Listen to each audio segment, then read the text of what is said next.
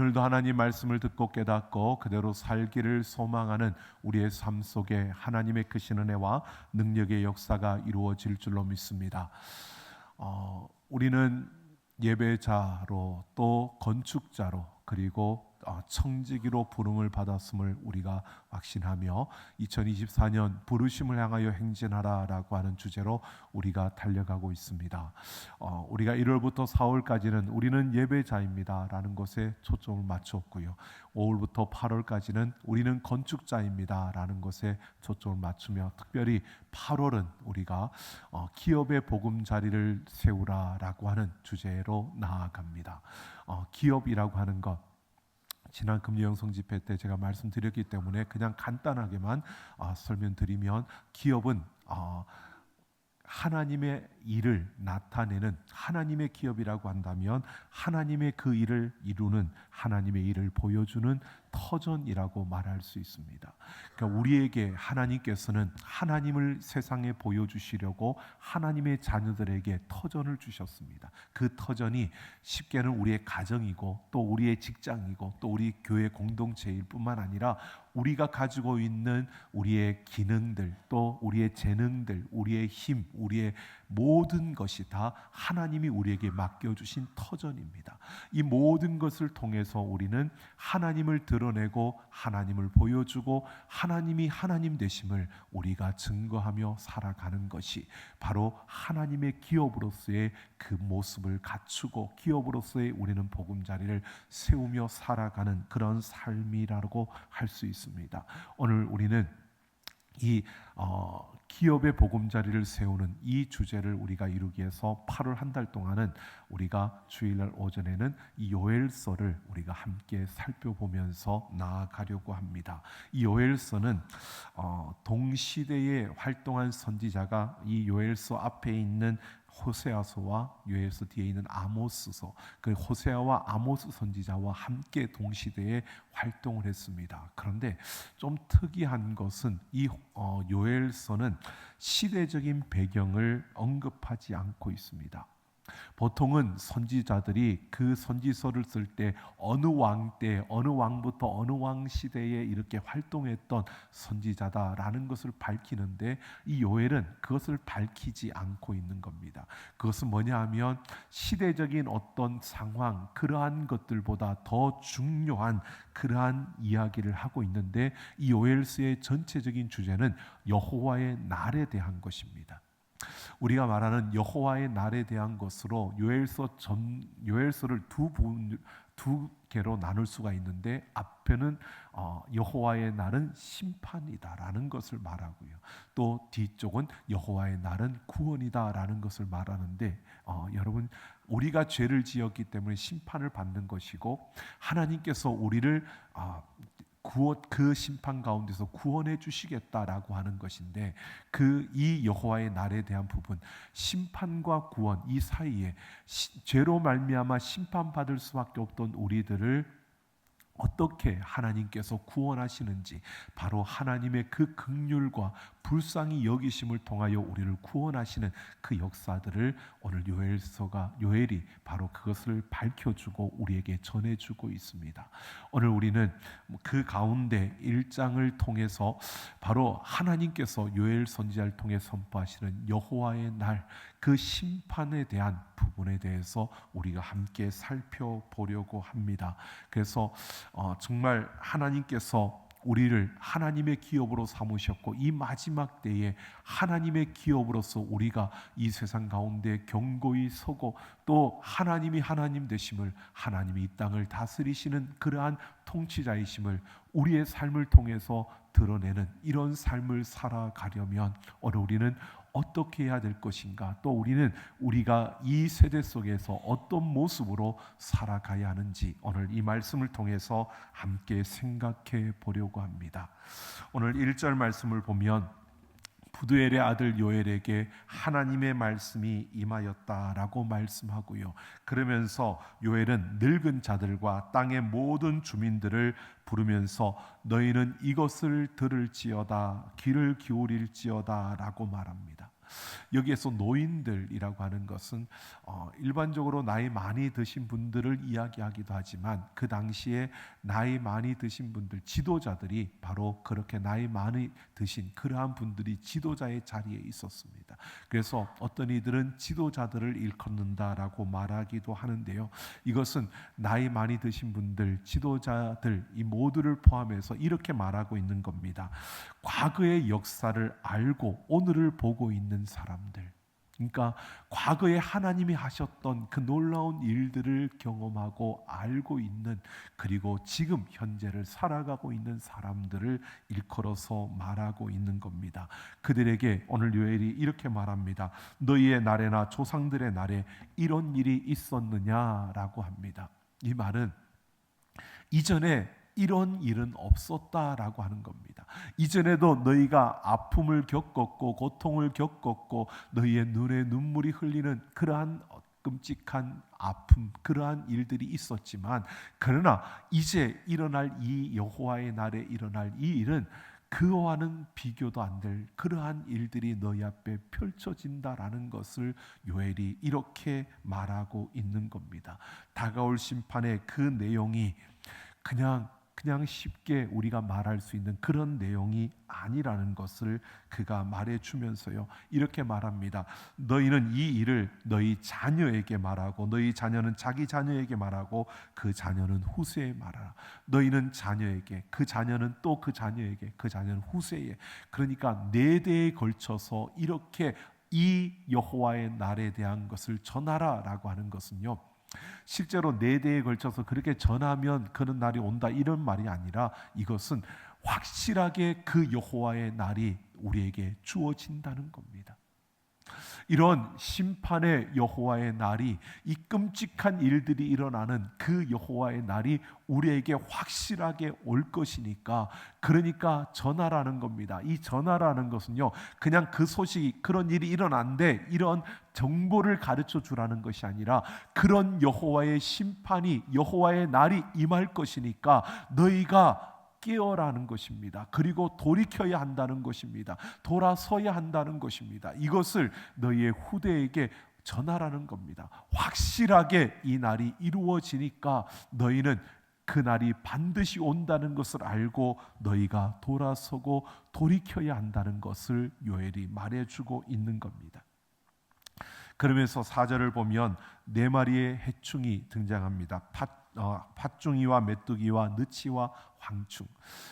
이것에 대해서 어떤 학자들은 메뚜기를 이렇게 4가지로 다시 다르게 표현했다라고 말하기도 하는데, 일반적으로 다른 주장은 뭐냐면 각각의 4종류의 곤충을 의미하고 있다는 겁니다. 이 4종류의 곤충은 무엇을 의미하느냐 하면 2장 25절을 보면 4곤충을 다시 이야기하면서 군대라고 이야기를 합니다. 그러니까 군대라고 이야기하는 것은 4종류의 군대가 일어나서 장차 이 나라를 징벌하신다라는 것을 경고하고 있는 겁니다. 그러니까 우리가 지금 하나님과의 그 언약을 깨뜨리고 하나님과의 그 언약 관계 안에서 그 관계가 무너진 이런 모습으로 이렇게 갈 때에 결국 지금 우리에게는 4개의 군대가 일어나서 우리를 징벌하는 이러한 일들이 우리 앞에 펼쳐질 것이라고 그 심판에 대해서 경고하고 있는 겁니다. 여러분, 이 경고는요, 메뚜기라고 하는 이것은 우리가 볼 때는 별거 아닌 것처럼 느껴지지만, 그 당시에 그들은 메뚜기 떼의 재앙을 겪으면서 메뚜기 떼의 재앙이 얼마나 끔찍한가를 그들은 경험했던 자들이었습니다. 메뚜기가 얼마나 많은지, 그 메뚜기가 한번 지나가면 밭에 있던 모든 곡식들이 다 황폐해지는 겁니다. 그러한 경험을 했던 그들이었기 때문에 이 부분을 그들은 알고 있는 겁니다. 4군대가 일어나서 지나갈 때마다 그 땅이 황폐하게 되는 이러한 역사가 그들에게 펼쳐진다는 겁니다. 근데 이것은 실제적으로 역사적으로 일어났습니다. 여러분, 그 북쪽 이스라엘은 아수르에 의해서, 남쪽 유다는 바벨론에 의해서 무너지는, 그래서 아수르와 바벨론 제국이 일어나서 북쪽 유다 이스라엘과 남쪽 유다를 황폐하게, 그들을 나라를 무너뜨렸습니다. 그리고 나라가 다시 세워진 게 아니라 그 다음에 그 바벨론, 그 페르시아, 바벨론 시대, 바벨론 제국이 일어나고 그 다음에 페르시아 제국이 일어나고요. 그 다음에 일어난 바로 헬라 제국이 그리고 로마 제국이 일어나서 그 나라가 계속 식민지의 그 상태, 그 황폐함이 계속 이어져 가는 이 역사가 실제적으로 일어났습니다. 문명권으로 볼 때 4개의 문명권이 일어나서 바로 이스라엘 땅을 짓밟고 이스라엘 땅을 황폐하게 만드는 이러한 역사가 실제로 일어났다는 것입니다. 요엘은 이렇게 역사 가운데 4개의 문명권의 민족들이 일어나서 하나님과의 언약의 그 관계를 깨버린 바로 그 하나님의 백성들을 어떻게 심판할 것인가를 이렇게 소개하고 있고, 이것은 역사적으로 우리 가운데 펼쳐져 보여졌다는 것입니다. 그런데 오늘 우리는 분명히 여기에서 먼저 이것을 우리가 기억해야 합니다. 지금 하나님께서 요엘 선지자를 통해서 아주 끔찍한 하나님의 그 심판, 하나님의 그 심판에 대한 경고를 주고 있는 겁니다. 여러분, 우리가 이렇게 보십시오. 아무런 관계가 없고 나와 관계가 없다면 경고를 하는 게 아니라 그냥 심판하면 됩니다.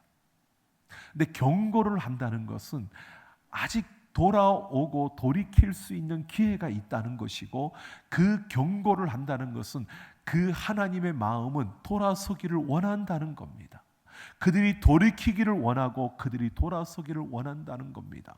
그들이 깨어진 하나님과의 그 언약의 안으로 다시 돌아오기를 원하고 깨어진 그 언약의 관계가 다시 회복되어지기를 하나님은 원한다는 겁니다. 그러니까 이스라엘 백성들에게 하나님이 이 심판을 경고하는 것은 하나님이 그만큼 그들을 사랑하고 있다는 것이고, 그만큼 그들을 돌아오기를 원하는 아버지의 그 마음을 우리는 여기에서 볼 수 있는 겁니다. 우리가 이것을 놓쳐서는 안 됩니다. 그냥 요엘 선지자를 통해서 심판에 대한 지식과 정보를 그들에게 전하라는 것이 아닙니다. 그 백성들을 하나님이 얼마나 사랑하시는지, 하나님의 그 감추어진 마음, 그 들추어지지 않은 그 아버지의 마음을 이스라엘 백성들이 알고 그 깨어진 언약의 관계를 회복하며 하나님께로 돌아오기를, 돌이키기를 하나님은 간절히 원하는 마음에 이 요엘 선지자를 통해서 이렇게 경고하고 있다는 사실입니다. 여러분, 우리에게도 마찬가지입니다. 우리의 삶 속에요, 내가 걸어가는 그 걸음 속에 여러분 생각해 보십시오. 내가 그냥 내 마음대로 살고 하나님과 상관없이 막 사는데도 잘 되어 가지고 모든 일이 잘 되면 그거는 축복이 아니고요. 그게 조금 어떻게 보면 내가 그냥 내던져진 이러한 모습인 겁니다. 그런데 내가 뭔가를 하려고 하면 잘 안 되고 힘들고 어려운 일들이 생겨나면요, 여러분, 그것은 그만큼 하나님이 우리를 사랑하셔서 그 잘못된 그 길에서 돌아서기를 하나님이 원하셔서 우리에게 돌아보라고, 지금 내가 가는 그 길을 조금만 멈추고 돌아보라고, 그리고 그 길에서 돌이키라고, 돌아서라고, 깨어진 그 언약의 관계 안으로 다시 돌아오라고 우리를 부르시는 하나님의 손길인 줄로 믿습니다.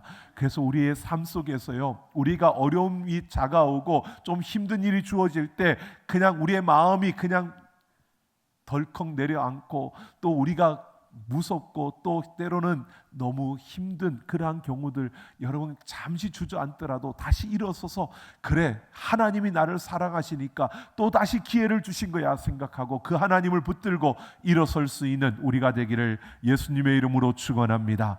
이 하나님의 마음을 우리가 분명히 놓치지 않아야 합니다. 여러분 보십시오. 5절을 보면 요엘은 취하는 자들아, 포도주를 마시는 자들아 라고 말하면서 단 포도주가 너희 입에서 끊어졌다라고 말합니다. 이 심판이 그들에게 임할 때 어떤 일들이 이루어지느냐, 그 즐기던 그 단 포도주가 끊어졌다라고 하는데, 이것은 그들이 그냥 술 취하고 이런 것들에 대한 방탕한 이야기를 말하고 있는 것이 아닙니다.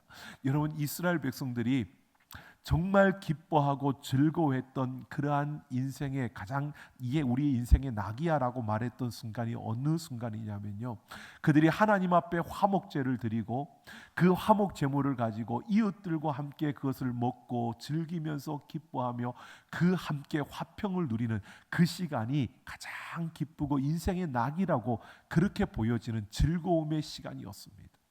바로 그러한 것들이 끊어진다는 겁니다.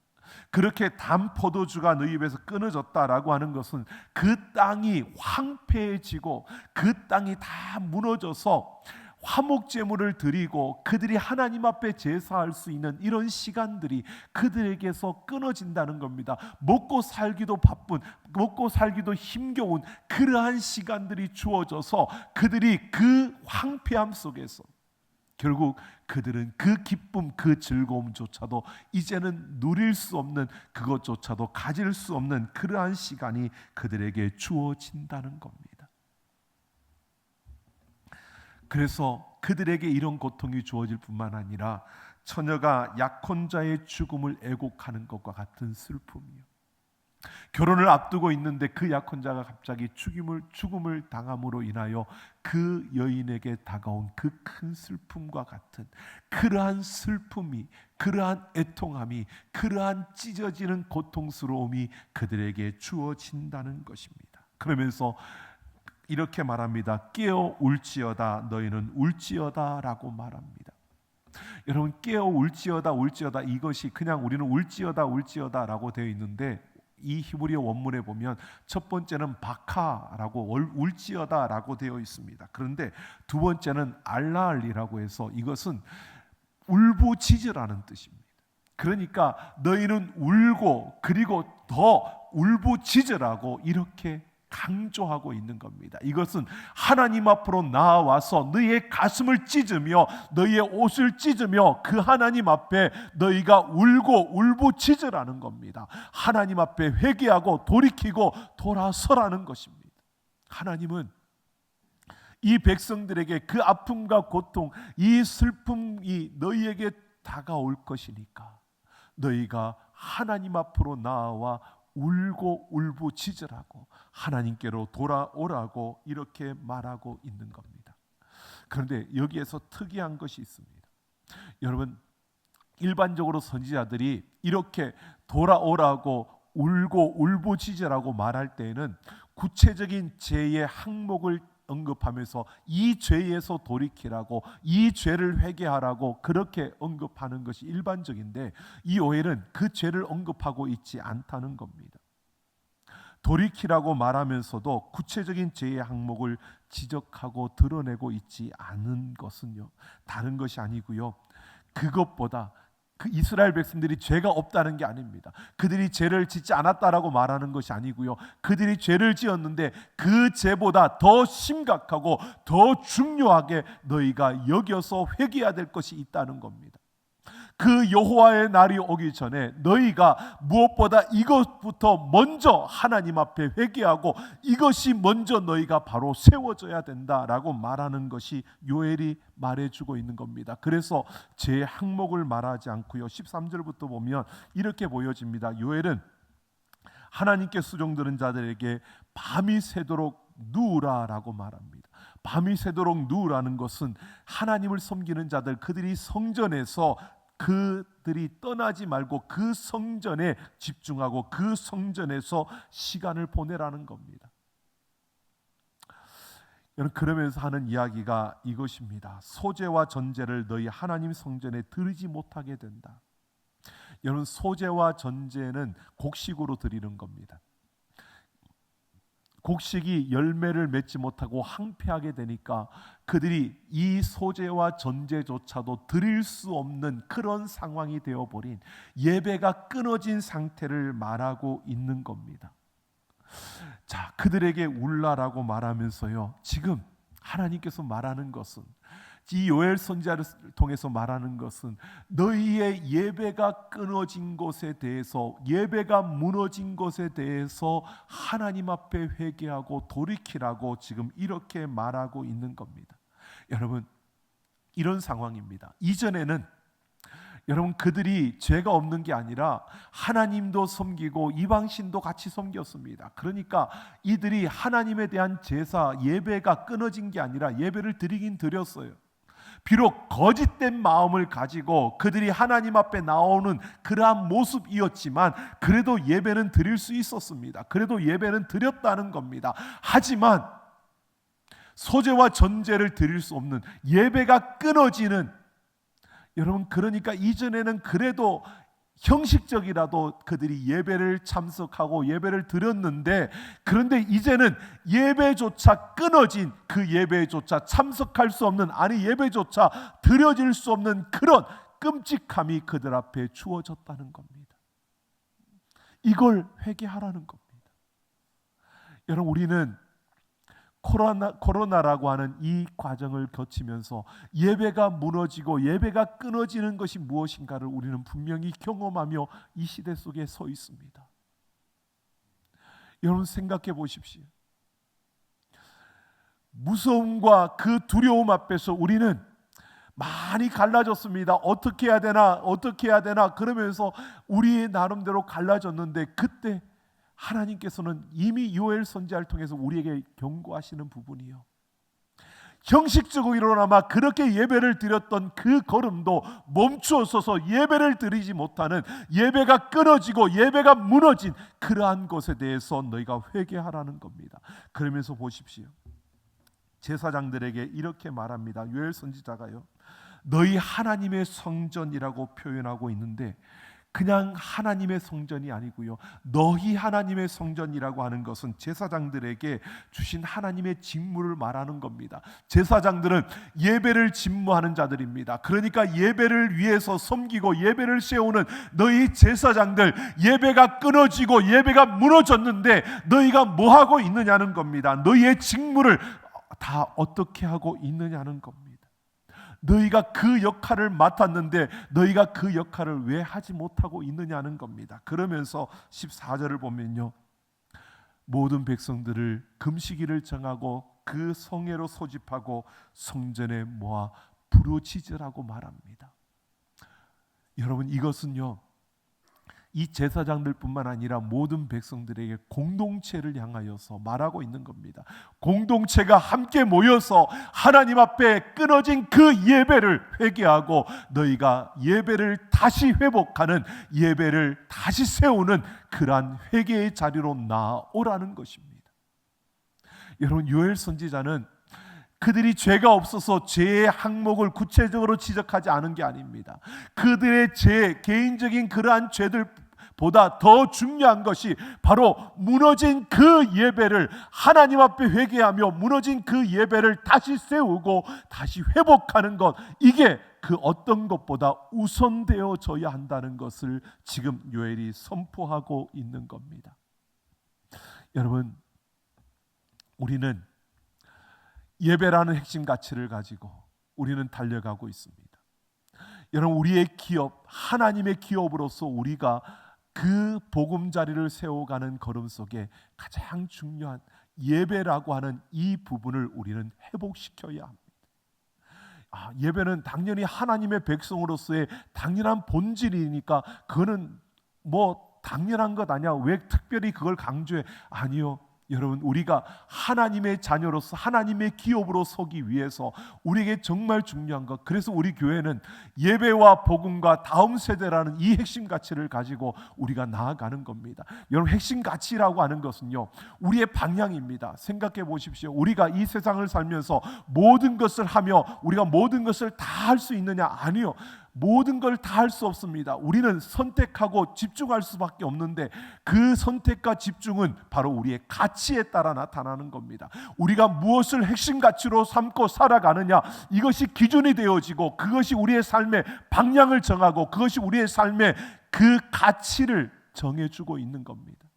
그래서 우리는 하나님의 기업으로서 이 땅 가운데서 무엇보다 우리는 예배와 복음과 다음 세대라는 이 가치를 가지고 우리는 함께 모여 하나님 앞에 달려가고 있는 겁니다.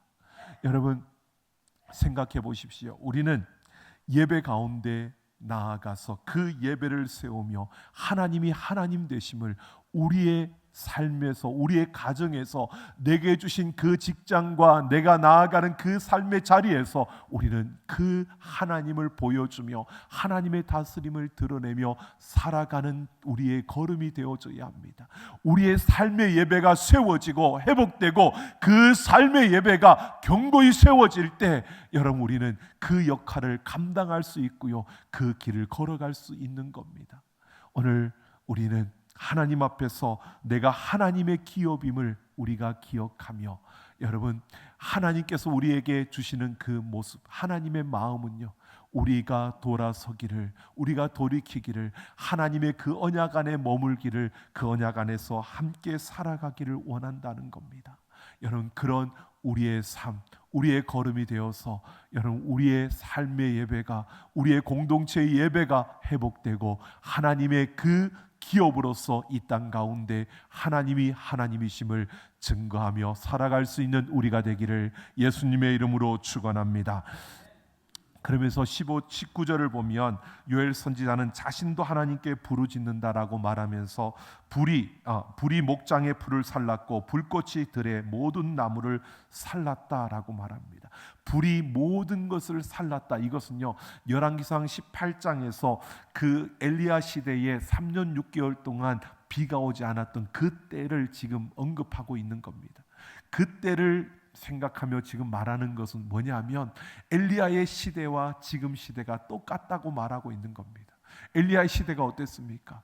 하나님을 섬기는 것 같지만 이방신들을 섬겼습니다. 3년 6개월 동안 비가 오지 않고 그 땅이 메말라지고 모든 것이 끊어졌을 때 이스라엘 백성들은 어떻게 했습니까? 그들은 하나님을 찾지 않고요, 그들은 바알 신을 찾았습니다. 그래서 엘리야가 일어나서 바알 신의 그 제사장들 850명과 대결을 해서 누가 참 신인지 누가 참 하나님인지 그들 이스라엘 백성들 앞에서 그 대결을 한 것입니다. 여러분, 그렇게 땅이 메마르고 그렇게 하늘에 비가 내리지 아니하는 그런 순간이 되어지면 하나님께로 찾고 하나님을 구하고 하나님께로 돌아서야 되는데 이 백성들이 하나님께로 돌이키지 않는 겁니다. 그 시대와 같다는 겁니다. 그런 모습이라는 겁니다. 요엘 선지자가 지금 그렇게 말해주고 있는 겁니다. 돌이키고 돌아서야 되는데 이 백성들이 돌아서지 않는다는 겁니다. 그러면서 요엘이 말합니다. 20절에 보면 들짐승도 주를 향하여 헐떡거린다. 들짐승도 주를 향하여 헐떡거린다는 것은요, 그 들짐승들도 하나님을 향하여 그 간절히 원하는 하나님 앞에 구원을 호소하는데 너희는 뭐 하느냐는 겁니다. 한마디로 여러분, 이런 말이죠. 짐승만도 못한 사람들, 들짐승들도 그 헐떡거림 가운데서 하나님을 찾는데 너희는 하나님을 찾지 아니하고 돌이키라고 돌아서라고 그러는데 돌이키지 않고 그렇게 가는 짐승만도 못한 그러한 이들의 모습을 말하고 있는 겁니다. 왜요? 지금 요엘은요, 이것을 통해서 그들에게 말하는 겁니다. 하나님은 돌아서기를 원한다고, 너희가 돌이켜야 한다고, 돌이킬 때 하나님께서는 우리에게 반드시 더 새롭고 더 견고한 회복을 주실 것이니까 그 하나님 앞에 돌이키라고, 돌아서라고 말하고 있는 겁니다. 여러분, 오늘 우리는 어쩌면 예배의 자리에 나와왔고 지금 우리는 하나님을 예배하고 있습니다. 그러니까 우리는 그나마 그래도 예배가 무너지지 않았고 예배가 닫혀지지 않았고 하나님을 예배하고 있습니다. 여러분, 우리에게는 하나님의 그 은혜, 그래도 그 언약 안에 우리가 머물고 서 있습니다. 그런데 우리만이 아니고요, 한번 우리 돌아보십시오. 우리 주변에 여러분, 하나님을 섬겼고 하나님과 함께했던 이들 가운데 여러분, 코로나를 지나면서 예배가 무너지고 예배가 닫히고 그 삶이 어렵고 힘겹고 그 고통 속에서 그들이 지금도 하나님이 아니라 더 엉뚱한 것을 찾아가 헤매고 더 엉뚱한 것을 구하고 또 엉뚱한 길로 달려가고 있는, 아니 넘어진 그 자리에 주저앉아서 움직이지 못하고 있는 여러분, 우리의 이웃들을 우리는 보시면서요, 우리는 안타까워해야 하고, 우리는 그들에게 우리의 삶을 통해서 회복되어진 우리의 삶의 예배를 통하여서 그들에게 하나님이 하나님 되심을 보여주고 나타내고 증거할 수 있는, 그들의 손을 잡아주고 그들의 어깨를 우리가 감싸 안아주며 그들에게 용기를 북돋아주며 그들에게 위로의 말을 전하며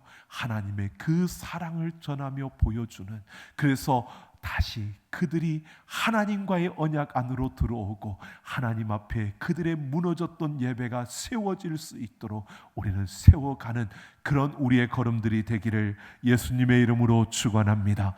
우리가 돌이킬 때에 하나님이 우리를 붙드시고 우리 가운데 행하시는 하나님의 역사를 우리가 확신한다면, 우리가 돌아서기를 원하고 다시 언약 안에 머물기를, 그 언약 안에 들어오기를 원하시는 아버지의 마음을 안다면, 오늘 우리는 이러한 걸음을 걸어서 우리 한 걸음 한 걸음이 더 견고한 예배 회복을 이룰 뿐만 아니라 우리가 가는 곳마다 그 예배의 회복과 부흥을 일으켜 갈 수 있는 우리가 되기를 예수님의 이름으로 축원합니다. 요나서 3장을 보면 요나 선지자가 하나님의 부름을 받고요, 여러분, 니느웨 성에 가서 복음을 외칩니다. 근데 그 복음을 외쳤을 때에 여러분, 니느웨 사람들이 이방 사람들입니다. 아수르 이방 사람들입니다. 그 이방 사람들이요, 모두가 그 사람들뿐만 아니라 그들의 가축까지 모두가 하나님 앞에 회개하며 돌이켰습니다. 그래서 그 땅에 심판이 임하지 않았습니다. 여러분, 생각해 보십시오. 요나가 니느웨 가서 말씀을 전하니까 싫었어요. 가서 말씀을 전하긴 전하는데 억지로 가서 전하는 겁니다. 니느웨 성이 얼마나 컸냐 하면 이쪽 끝에서 이쪽 끝까지 한번 쭉 가려면 3일 길이었습니다. 그런데 요나가 하나님이 너희 하나님께로 돌이키지 않으면 너희를 심판하신다는 이 외침을 하루 동안 전했습니다. 여러분, 3일 길을 걸어야 되는 이 큰 성에서 하루 동안 전했으면 여러분, 잘 전한 걸까요? 대충 한 겁니다. 우리 말로, 우리 예전의 말로요, 처삼촌 벌초하듯이 한 겁니다. 그냥 흉내만 낸 겁니다. 생색만 낸 겁니다. 그런데 흉내만 내고 생색만 내는 이 요나의 그 외침을 듣고요, 그 땅 백성들이 하나님 앞에 회개하며 그곳에서 구원의 역사가 일어난 겁니다. 여러분, 오늘 우리는 생각해 보십시오. 작고 어렵지만 조금 우리가 억지로라도, 조금 우리가 그냥 어쩔 수 없어서라도, 여러분, 하나님의 자녀니까 또 이렇게 가고, 또 우리가 어쩔 수 없는 일이지만 그래도 또 내가 하나님 믿는 자녀니까 그냥 내가 어떻게 보면 진심도 아닌 것으로 여러분이 말하는 그 한마디 말에도요, 하나님의 역사는 일어납니다. 그런데 여러분이 진심으로 말하면 더 큰 역사가 일어날 줄로 믿습니다. 그러니까 여러분 주변에 있는 사람들에게, 나와 함께하는 이들에게, 여러분, 우리가 그냥이라도 하나님이 당신을 사랑합니다, 하나님이 힘 주실 거야, 아 힘들어 어려워 내가 기도해 줄게, 여러분 한마디라도 한번 해보십시오. 그리고 그들을 위해서 정말 기도하면 하나님이 놀라운 역사를 이루실 줄로 믿습니다. 여러분의 기도에 하나님이 역사하실 겁니다. 여러분, 이 한 주간 그렇게 한번 살아보십시오. 이 한 주간 여러분을 만나는 이들에게 조금 어깨에 힘이 쳐져 있거든, 여러분 그냥 내가 하나님을 믿는데 당신을 위해 내가 기도해 줄게, 한마디라도 한번 해봐 주십시오. 아니면 커피라도 하나 사가지고 주면서 먹고 힘내라고 한번 해보십시오. 그 가운데 하나님의 놀라운 역사가 일어나게 될 줄로 믿습니다. 여러분, 우리가 한번 해보십시오. 하나님께서 회복하고 돌이키기를 원하시는 그 아버지의 마음을 우리가 알고 우리의 삶을 통해서 이렇게 나아가는 우리의 걸음, 우리의 한 걸음이 되어지기를 예수님의 이름으로 축원합니다.